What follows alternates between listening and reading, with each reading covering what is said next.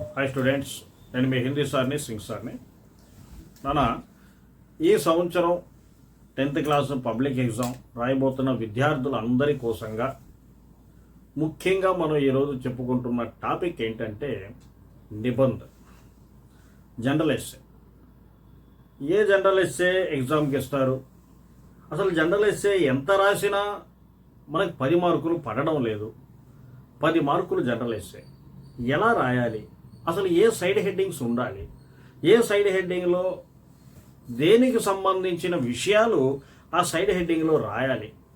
అసలు మనం చదివిన జనరల్ ఎస్సేస్ ఒక 5, 10, 15 జనరల్ ఎస్సేలు మనం చదువుకొని ఉంటాం. మనం చదువుకున్న జనరల్ ఎస్సేలో నుంచే ఎగ్జామ్కి ఇస్తారా?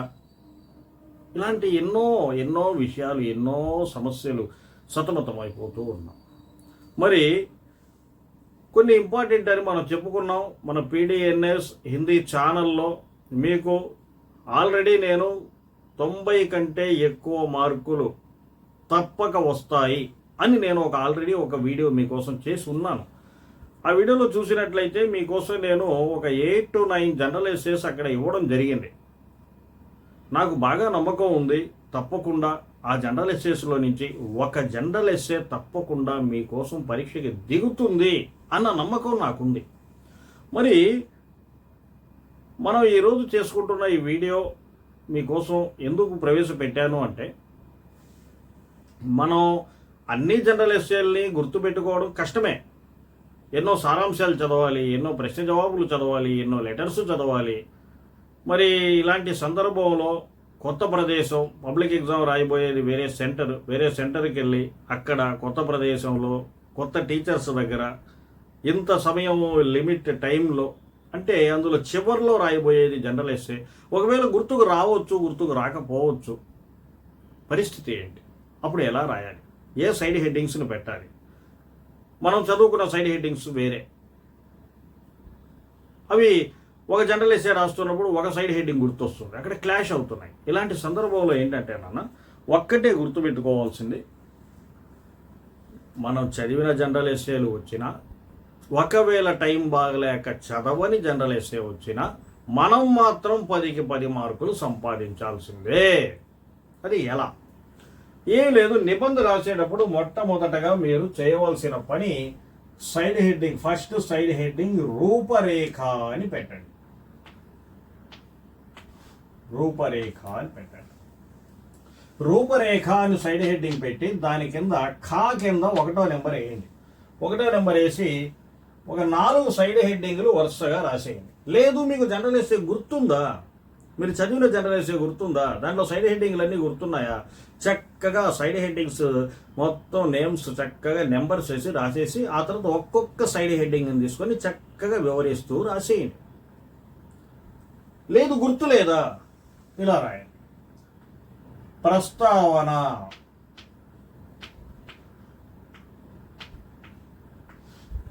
నెంబర్ 2 విషయ ప్రవేశ్,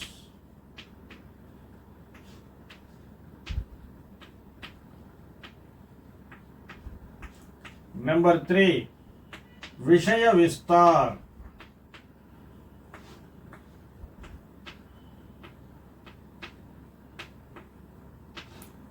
నెంబర్ 4 ఉపసంహార్. ఈ విధంగా 4 సైడ్ హెడ్డింగ్లని అక్కడ రాయండి. లేదు 3 సైడ్ హెడ్డింగ్లు రాసినా కూడా నో ప్రాబ్లం. కాకపోతే అక్కడ ఏం చేయాలరా అంటే, ప్రస్తావన రాయాలి, విషయ ప్రవేశ రాయకూడదు, విషయ విస్తార్ మాత్రమే రాయాలి, ఉపసంహార్ రాయాలి. ఈ 3 సైడ్ హెడ్డింగ్లైనా రాయొచ్చు, 4 సైడ్ హెడ్డింగ్లైనా రాయొచ్చు. మరి ఈ సైడ్ హెడ్డింగ్స్లో ఏమి ఉండాలి, ఏమి రాస్తే మనకి మంచి మార్కులు వస్తాయి అనేది మనం తెలుసుకోవాలి. మన 1 ప్రస్తావనలో 4 లైన్లు తప్పనిసరిగా ఉండేటట్లు చూడండి. 4కి మించి ఉంటే నో ప్రాబ్లం, 4 మాత్రం తప్పనిసరిగా ఉండేటట్టు చూసుకోండి. విషయ ప్రవేశంలో ఒక 4 లైన్లు, విషయ విస్తార్లో ఒక 8 లైన్లు, ఉపసంహార్లో ఒక 4 లైన్లు. లేదు సార్, నేను 4 సైడ్ హెడ్డింగులు పెట్టట్లేదు, 3 సైడ్ హెడ్డింగులే పెడుతున్నాను, ప్రస్తావన, విషయ విస్తారు, ఉపసంహారు ఓన్లీ అంటే అప్పుడు ప్రస్తావనకి ఒక 5 లైన్లు ఉండేలా చూసుకోండి, ఉపసంహారికి ఒక 5 లైన్లు ఉండేలా చూసుకోండి, విషయ విస్తారికి ఒక 10 లైన్లు ఉండేలా చూసుకోండి. ఇలా రాయండి.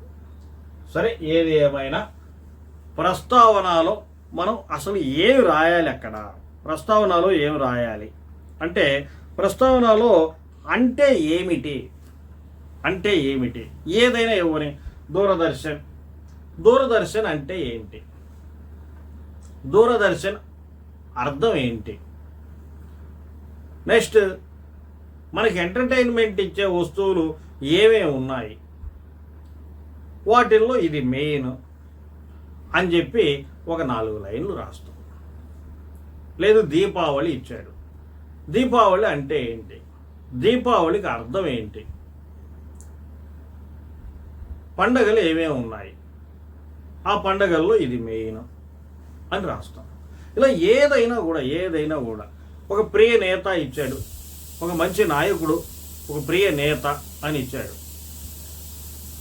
నేత అంటే ఎవరు, నేత అంటే ఏంటి, నాయకుడు అంటే ఏంటి, నాయకులు, ముఖ్యమైన నాయకులు ఎవరెవరు ఉన్నారు మన దేశంలో, ఈ నాయకుల్లో మనం చెప్పబోయే నాయకుడు ఈయన చాలా ముఖ్యమైన వాడు అని చెప్పి ఈ విధంగా ప్రస్తావనలో మనం అక్కడ రాయడం అయితే జరుగుతుంది. ఒక 4 లైన్లు దానికి సంబంధించి మనం అక్కడ రాయాలి. ఆ తర్వాత ఇది అయిపోయింది, ప్రస్తావన అయిపోయింది. విషయ ప్రవేశ దగ్గరికి వచ్చాం. విషయ ప్రవేశ దగ్గరికి వస్తే ఈ విషయ ప్రవేశ దగ్గర ఎప్పుడు నెక్స్ట్ ఎలా, ఎవరు, ఎప్పుడు, ఎలా, ఎవరు, ఈ 3 విషయాలు గుర్తుపెట్టుకోండి. ఇప్పుడు మనం చెప్పుకుంటున్న ఈ విషయమే, అది దీపావళి కానీ, దూరదర్శన్ కానీ, ప్రియనేత కానీ, ఏదైనా కానీ, ఎప్పుడు వచ్చింది, ఎలా వచ్చింది, ఎవరు తెచ్చారు, ఎవరు చేశారు, ఎవరు ఉన్నారు, ఇలాగా ఎప్పుడు, ఎలా, ఎవరు అని ఒక 3 ప్రశ్నలు దానిపైన వేసామనుకోండి. దానిపైన మనం వేసి 4వది కారణం. ఈ 4 సైడ్ హెడ్డింగ్, ఆ 4 టాపిక్స్ని గుర్తుపెట్టుకోండి. విషయ ప్రవేశని మనం ఫుల్ఫిల్ చేసేయవచ్చు. అది ఏదైనా కూడా. దీపావళి ఎప్పుడు వచ్చింది, దీపావళి ఎలా వచ్చింది, దీపావళిని ఎవరు తెచ్చారు, దీపావళి రావడానికి కారణం ఏంటి, ఇలాగా. దూరదర్శన్ అనేది మన ఇండియాలోకి ఎప్పుడు వచ్చింది, ఎలా వచ్చింది, ఎవరు తెచ్చారు, దూరదర్శన్ రావడానికి కారణం ఏంటి అని ఒక 4 కారణాలు మనం ఓన్గా హిందీలో రాసి పడేసాం అనుకోండి, విషయ ప్రవేశ అయితే కంప్లీట్ అయిపోతుంది. ఆ తర్వాత మిగిలింది విషయ విస్తార్. విషయ విస్తార్ రాసేటప్పుడు ఇక్కడ ఏంటంటే నాన్న,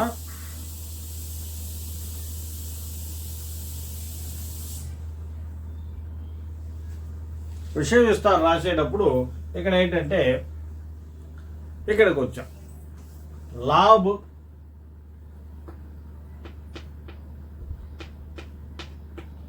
నష్ట, లాభ్, నష్ట, ఢంగ్ అంటే పద్ధతి. ఈ 3 తీసుకోండి. ఈ 3 మీద ఒక 3 పాయింట్లు రాసిన మినిమం. ఇప్పుడు మనం మాట్లాడుతున్న దానివల్ల దీపావళి జరుపుకోవడం వల్ల లాభం ఏంటి, దీపావళి జరుపుకుంటే వచ్చే నష్టాలు ఏంటి అంటే, జరుపుకుంటే అంటే అర్థం ఏంటి, టపాసులు కాలుస్తాం కదా.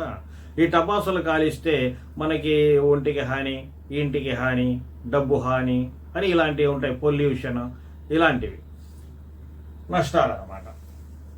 మరి లాభం ఏంటి? లాభం ఏంటంటే మన సంస్కృతి బాగుంటుంది, దోమలు వగేరా దూరం అవుతాయి, ఇలాంటివి ఉంటాయి. ఆ ఇంట్లో ఆనంద వాతావరణాలు జరుగుతాయి, లక్ష్మీదేవి మన ఇంటికి వస్తుంది అని ఇలాంటివి లాభాలు ఒక 3, నష్టాలు ఒక 3 రాస్తాం. డంగ్ డంగ్ అంటే పద్ధతి. అది సపోజ్ దూరదర్శనే అనుకోండి. దూరదర్శన్ పనిచేసే పద్ధతి, పనిచేసే తీరేంటి, అది ఎలా పనిచేస్తుంది ఏంటి, ఇలాంటివి అన్నమాట. లాభ నష్ట డంగ్. లేదు నీకు లాభాలు నష్టాలే ఒక 5 పాయింట్లు తెలుసా, చాలు, లాభాలు ఒక 5, నష్టాలు ఒక 5 రాసేసి సరిపోతుంది. ఈ విధంగా లాభాలు నష్టాలు పద్ధతి ఈ పారాగ్రాఫ్లో ఇక్కడ కనుక ఈ సైడ్ హెడ్డింగ్ దగ్గర మనం రాసామంటే అక్కడ సరిపోతుంది అన్నమాట. చివరిగా కన్క్లూషన్ అంటే ముగింపు. ఈ ముగింపు దగ్గర ఏందిరా అంటే అక్కడ ఇంత విషయం పైన నుంచి చెప్పుకున్నాం కాబట్టి దాంట్లో నుంచి కన్క్లూడ్ చేసి దీపావళి ఎంతో ఆనందకరమైన పండుగ అని చెప్పి, దీనివల్ల కొన్ని నష్టాలు ఉన్నప్పటికీ కూడా దీనివల్ల ఉపయోగాలు చాలా ఉన్నాయి, చాలా ప్రయోజనకరమైనది, సంస్కృతి బాగుంటుంది కాబట్టి దీన్ని అని చెప్పి అంతా కలిసిమెలిసి ఉంటారు, కులాలు మతాలు ఉండవు, ఐకమత్యం అనేది ఉంటుంది అని చెప్పి ఏదో ఒక 4 లైన్లు కన్క్లూషన్ ఒకటి ఇక్కడ మనం రాసేయాలి.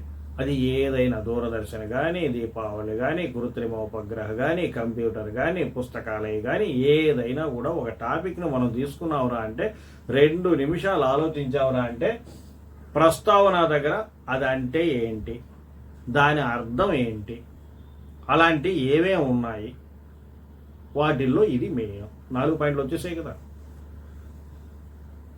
విషయ ప్రవేశ్, అది ఎప్పుడు వచ్చింది, ఎలా వచ్చింది, ఎవరు తెచ్చారు, కారణం ఏంటి, 4 లైన్లు వచ్చేసాయి కదా. విషయ విస్తారు, లాభాలు నష్టాలు, పనిచేసే తీరు లేకపోతే చేసుకునే పద్ధతి, ఒక 10 లైన్లు వచ్చేస్తాయి.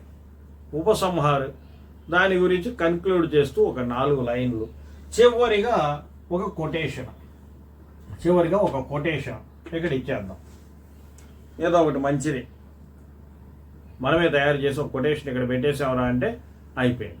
ఇది నానా జనరల్ ఎస్సే. ఒక 2 పేజీలు వచ్చేటట్లుగా చక్కగా ఒక 20 లైన్లు వచ్చేటట్లుగా జనరల్ ఎస్సే రాసేసామరా అంటే మనకి 10కి 10 మార్కులు చక్కగా పడతాయి. ఈ పద్ధతిలో ఆలోచించండి. మీకు ఏ జనరల్ ఎస్సే 1 కాదు 2 కాదు 100 జనరల్ ఎస్సేలైనా ఇబ్బంది లేదు, మనం ఏదైనా రాసేయగలం. గుర్తుపెట్టుకోండి, జనరల్ ఎస్సే ఇలా రాద్దాము. అలాగే ముఖ్యమైన జనరల్ ఎస్సేలు ఏంటి, వాటిల్లో నేను ఇంతకుముందు పీడిఎన్ఎస్ హిందీ ఛానల్లో 90 కంటే ఎక్కువ మార్కులు ఖాయం అని చెప్పిన వీడియోలో ఏదైనా జనరల్ ఎస్సే మీకు నేను చెప్పనివి ఏదైనా ఉంటే అది కూడా ఇంపార్టెంట్ జనరల్ ఎస్సేస్ చెప్పేటప్పుడు అక్కడ మీకు ఎక్స్ప్లెయిన్ చేస్తాను. మన ఛానల్ పేరు మాత్రం గుర్తుపెట్టుకోండి. ఈ వారం రోజులు పెట్టే ప్రతి వీడియో మీకు మంచి చేసే వీడియోనే, మీకు మంచి మార్కులు తెచ్చే వీడియోనే. మన ఛానల్ పేరు పీడిఎన్ఎస్ హిందీ. సబ్స్క్రైబ్ చేయండి, లైక్ చేయండి, షేర్ చేయండి. నేను మీ హిందీ సార్ని, సింగ్ సార్.